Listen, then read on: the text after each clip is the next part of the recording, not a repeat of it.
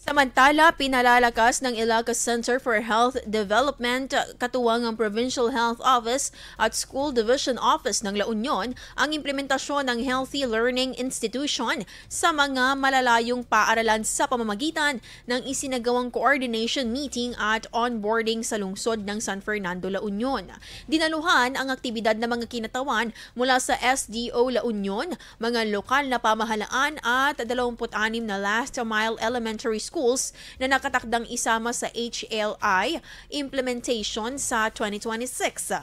Layon ng aktibidad na magkaroon ng iisang pangunawa sa HLI framework, malinaw na pagtalaga ng tungkulin sa bawat katuwang na ahensya at maagang pag-ugnay ng mga estratehiya para sa maayos na implementasyon sa susunod na taon.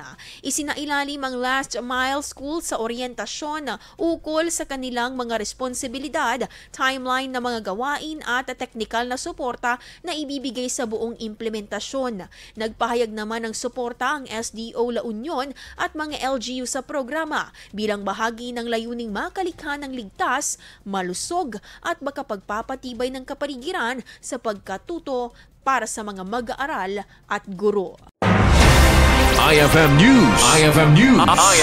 IFM News.